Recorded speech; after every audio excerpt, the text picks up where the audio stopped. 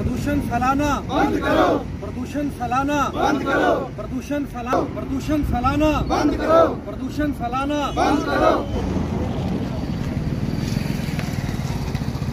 तो उनसे जब हमने बातचीत की थी, उन्होंने बाकायदा कमेटी फ्रेम की थी और यहाँ पे जितनी भी इंडस्ट्रीज़ थी उनको कैटेगरीज़ में तो डिवाइड होती हैं वो, तो रेड कैटेगरी की इंडस्ट्रीज़ हैं वो, उनको यहाँ से जाने के लिए कहा गया था। काफ़ी सीमेंट इंडस्ट्रीज़ यहाँ से चली भी थी। पोल्यूशन का मुद्दा है, हवा, पानी और धरती, और काफ़ी लोग जो है सर विंसर में, जहाँ पे पता होगा वहाँ पे अपाहिज पैदा हो रहे हैं काफ़ी लोग, और air quality index of Kathua जो है वो तो 400 साढ़े 400 के करीब जा पहुँचा है।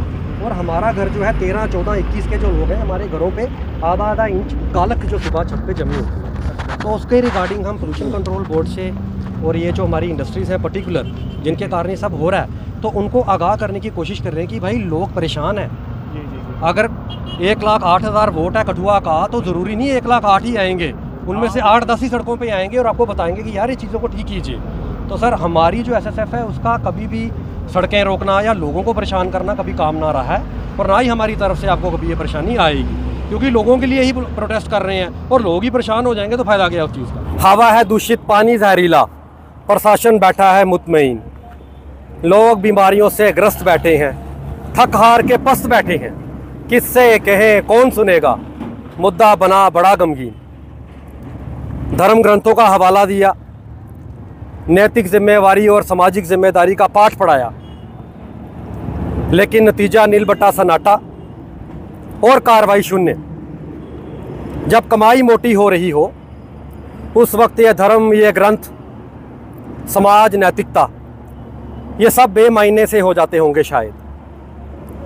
पैसों की चमक के सामने हवा, पानी, धरती माता, पर्यावरण, ये सब धुंधला सा दिखाई देता होगा शायद। या फिर हो सकता है कि हमारे जो पहले प्रदर्शन रहे उनकी आवाज़ इन कारखानों तक पहुंची ही नहीं होगी शायद, इसलिए आज हम सब इकट्ठे होकर इन कारखानों के बीच इनके दरवाजे पर दस्तक देने आ पहुंचे हैं, क्योंकि मसला शहर के पर्यावरण का है, लोगों की ज़िंदगी का है। किसी ना किसी को तो आवाज़ उठानी होगी, बिल्ली के गले में किसी ना किसी को तो घंटी बांधनी ही होगी। इन प्रदूषण फैलाते कारखानों को अपने कायदे कानून बदलने पड़ेंगे, नियमों का पालन करना होगा।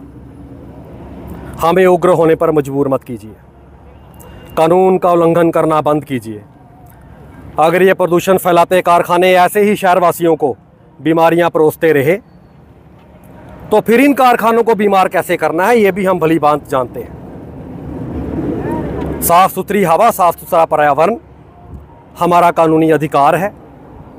हम अपने हक की लड़ाई लड़ रहे हैं, और ज्ञात रहे यह चुनौती का ये जो सिलसिला है ये ज़्यादा देर नहीं चलेगा, इसलिए जितनी जल्दी हो सकता है सलीके से रहना सीखिए, कायदे में रहना सीख लीजिए, नियमों का पालन कीजिए। शहरवासियों से भी मेरी गुजारिश है, खास करके युवा वर्ग से, यह मुद्दा बहुत गंभीर है, इस पर गंभीरता से चिंतन करने की ज़रूरत है। आइए हम सब मिलकर मजबूती से इस लड़ाई को लड़ें, ताकि शहर को बर्बाद होने से रोका जा सके। बीमारियों से ग्रस्त हो चुके हैं लोग, और ये हम लड़ाई आज नहीं लड़ रहे, 2017 से हम ये लड़ाई लड़ रहे हैं। कई जो इंडस्ट्रीज़ हैं उनको रेड कैटेगरी घोषित कर दिया गया है, और उन रेड कैटेगरीज जो इंडस्ट्रीज़ हैं उनके लिए जगह भी घोषित कर दी गई है। लेकिन भगवान जाने किन का हाथ है इसके पीछे, कि हम लोगों की ज़िंदगी के साथ खिलवाड़ किया जा रहा है और उन इंडस्ट्रीज़ को यहाँ से शिफ्ट नहीं किया जा रहा। या तो ये सिलसिला मोटी कमाई का है या पैसों की चमक का है, ये सब भलीभांति जानते हैं, और हम भी अड़े हुए हैं। इस बार लड़ाई हम भी मजबूती से लड़ेंगे। 2017 से लड़ाई शुरू की गई है, और ये लड़ाई को अब अमली जामा पहना के ही सांस लिया जाए। क्या समझते हैं पोल्यूशन बोर्ड क्यों नहीं जो है वो हरकत में आ रहा है, क्यों नहीं इन सभी इंडस्ट्रीज़ के पोल्यूशन को जो है वो रोकथाम लगाई जा रही है? चाहे वो पुलिस प्रशासन हो या ज़िला इंतज़ामिया हो, DC साहब हो, SSP साहब हो, वो चिट्टे की रोकथाम में लगे हैं ताकि नौजवानी को और लोगों की ज़िंदगियों को बचाया जा सके।